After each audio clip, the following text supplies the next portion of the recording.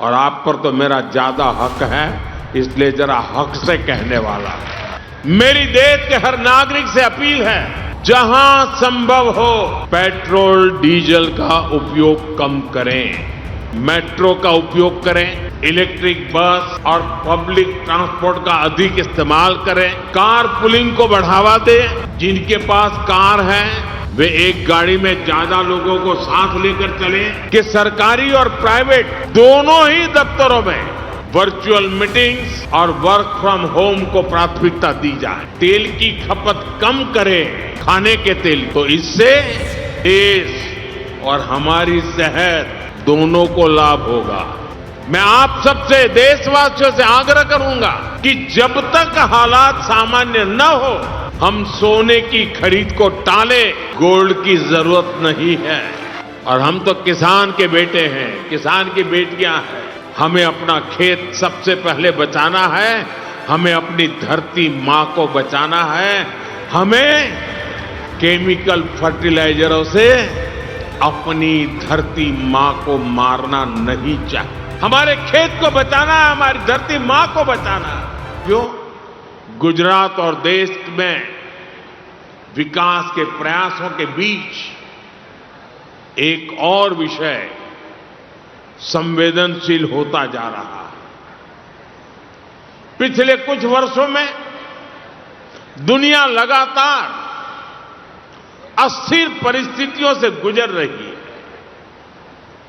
पहले कोरोना का संकट, फिर वैश्विक आर्थिक चुनौतियां और अब पश्चिम एशिया में बढ़ता तनाव।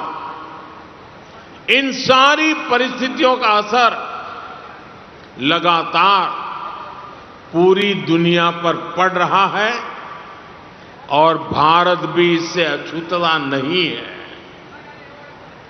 अगर कोरोना महामारी इस सदी का सबसे बड़ा संकट थी, तो पश्चिम एशिया में युद्ध से बनी परिस्थितियां इस दशक के बड़े संकटों में से एक है। जब हमने मिलकर कोरोना का मुकाबला कर लिया, तो इस संकट से भी अवश्य पार पा जाएंगे।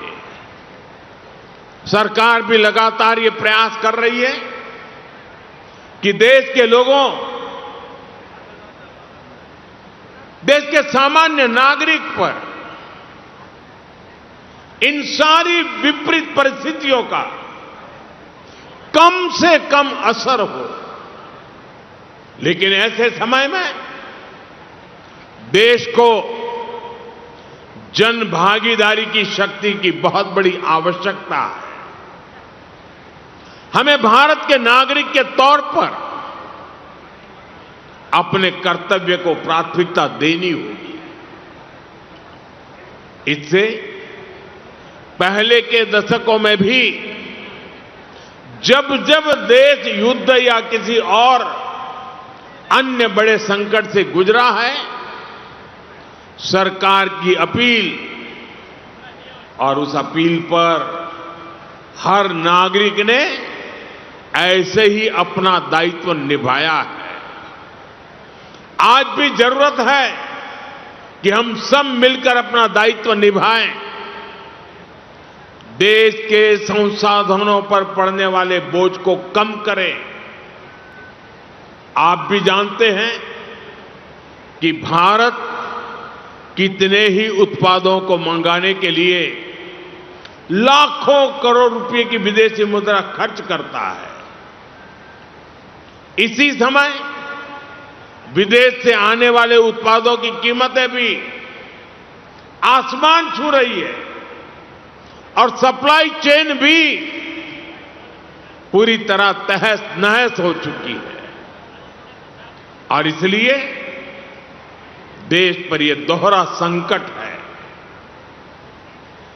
जैसे बूंद बूंद से घड़ा भरता है, वैसे ही हमें हर छोटे बड़े प्रयास से ऐसे उत्पादों का उपयोग कम करना है जो विदेश से आते हैं। और ऐसे व्यक्तिगत कामों से भी बचना है जिसमें विदेशी मुद्रा खर्च होती हो। साथियों, भारत के इंपोर्ट का बहुत बड़ा हिस्सा क्रूड ऑयल है और दुर्भाग्य से जिस क्षेत्र से दुनिया के बड़े हिस्से को तेल मिलता है, आज वही क्षेत्र संघर्ष और युद्ध की स्थिति में उलझा हुआ है। और इसलिए जब तक हालात सामान्य नहीं होते, हम सबको मिलकर छोटे छोटे संकल्प लेने होंगे। मैंने कल कर्नाटका और तेलंगाना में भी इस बारे में चर्चा की है। मैं आज गुजरात में भी अपने आग्रहों पर फिर से जोर दे रहा हूं और आप पर तो मेरा ज्यादा हक है, इसलिए जरा हक से कहने वाला।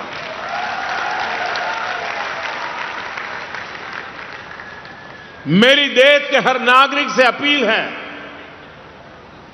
जहां संभव हो पेट्रोल डीजल का उपयोग कम करें। मेट्रो का उपयोग करें, इलेक्ट्रिक बस और पब्लिक ट्रांसपोर्ट का अधिक इस्तेमाल करें,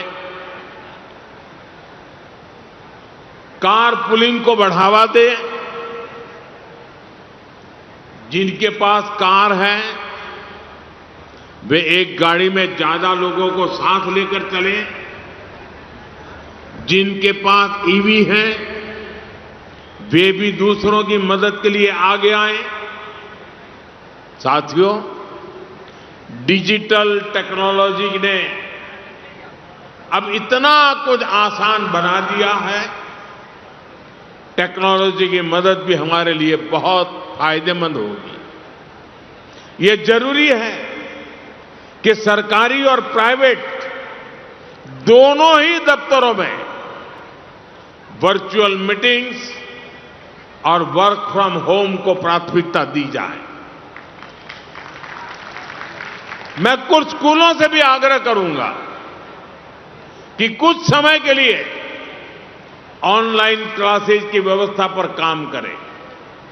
साथियों, सिर्फ ईंधन ही नहीं, खाने के तेल पर भी देश की बड़ी विदेशी मुद्रा खर्च होती है। अगर हम थोड़ा संयम बरतें, तेल की खपत कम करें, खाने के तेल की, तो इससे देश और हमारी सेहत दोनों को लाभ होगा। और सूरत वालों को मैं खास कहता हूं,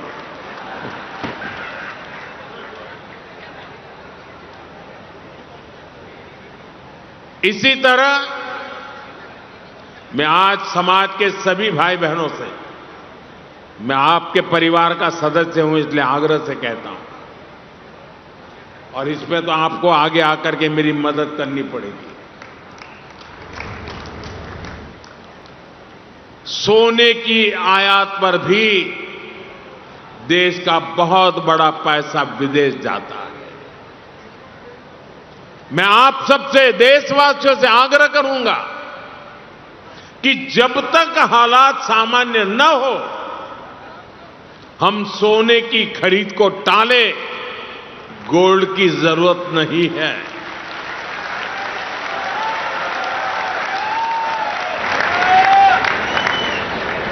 साथियों, आज समय की मांग है कि हम वोकल फॉर लोकल को एक जन आंदोलन बनाएं। विदेशी सामान की जगह लोकल उत्पादों को अपनाएं। अपने गांव, अपने शहर, अपने देश के उद्यमियों को हम ताकत दें। यहां लोग बैठे हैं, बहुत अच्छी चीजें बनाते हैं, श्रेष्ठ चीजों का उत्पादन करते हैं। साथियों, हमारे में से ज्यादातर खेती के कारोबार की दुनिया से पैदा होकर के यहां आए हैं। खेती में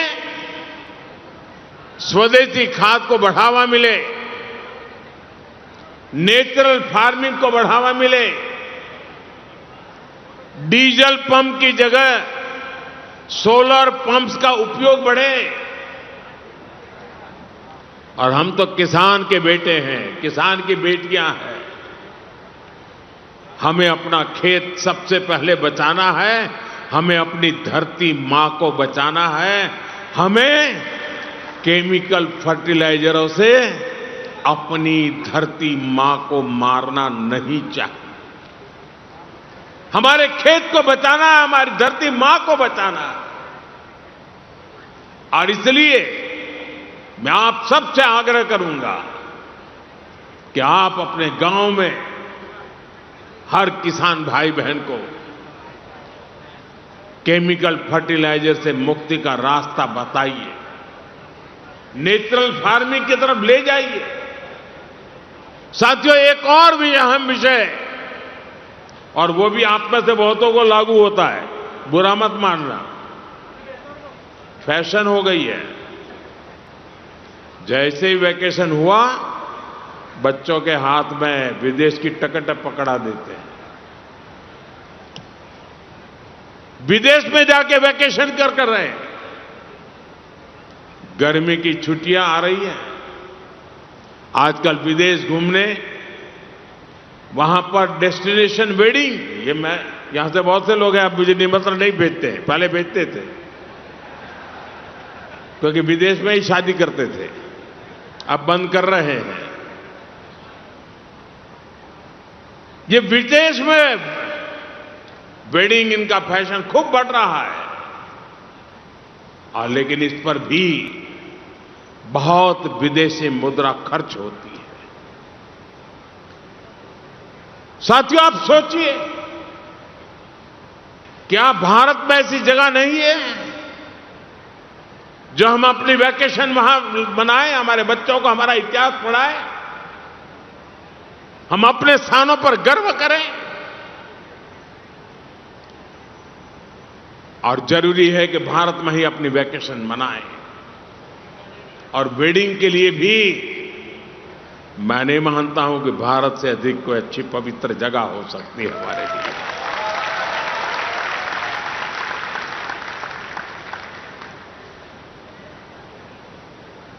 जब यहां वेडिंग करते हैं ना, तो हमारे पूर्वजों की मिट्टी भी हमें आशीर्वाद देती है। और वेडिंग के लिए भी भारत के ही अनेक स्थान है, उसको हम चुने। हमारे गुजरात में तो वैसे भी एक से बढ़कर एक स्थान है। और मैं तो आप सब पाटीदार भाइयों को तो कहूंगा, आपको तो अब शादी स्टैच्यू ऑफ यूनिटी वहीं पर जाके करनी चाहिए। आपकी हर शादी में सरदार साहब खुद आशीर्वाद देने के लिए मौजूद रहेंगे। और वहीं पर आपने, जैसे हरिद्वार ऋषिकेश में आप शांति के लिए जगह बना रहे हैं ना, वैसे ही आप स्टैच्यू ऑफ यूनिटी में शादी के लिए जगह बना दीजिए। मैं पंकज भाई को कहूंगा उसके लिए भी कुछ करें।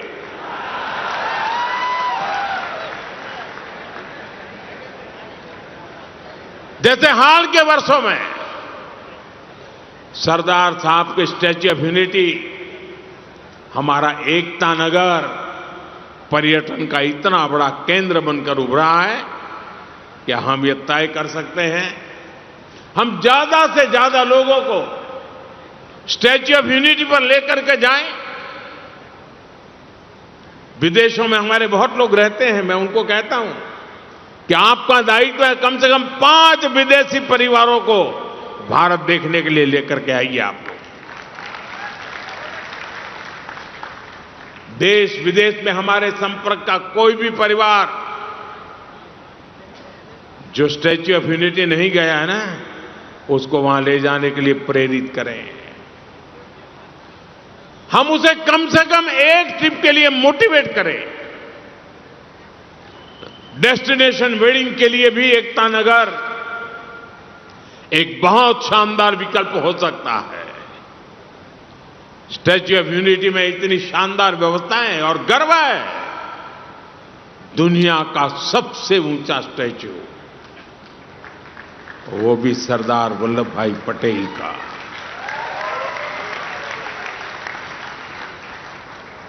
इस देश का कोई नागरिक ऐसा नहीं हो सकता है कि जिसको इसके लिए गर्व न हो दोस्तों। और मैं आपसे आग्रह करता हूं, आप सभी इसका फायदा उठाइए, इसका लाभ उठाइए। साथियों, ये मैंने छोटे छोटे प्रयास आपको, कोई मुश्किल काम नहीं बताया आपको, लेकिन आप मान के चलिए, ये छोटे प्रयास भले लगते सकते हो, लेकिन छोटे प्रयास भी जब 140 करोड़ लोग एक साथ संकल्प लेते हैं, 140 करोड़ लोग एक कदम आगे बढ़ते हैं इस दिशा में, 140 करोड़ कदम देश आगे बढ़ता है। तो वही छोटे प्रयास राष्ट्र की सबसे बड़ी ताकत बन जाते हैं। और इसलिए फिर एक बार हमें एकजुट होना होगा, ताकि ये संकट किसी भी तरह हमारी प्रगति को, हमारे विकास को प्रभावित न करे। मुझे विश्वास है हम सब साथ मिलकर इन संकल्पों को पूरा करेंगे और देश को मजबूती देंगे।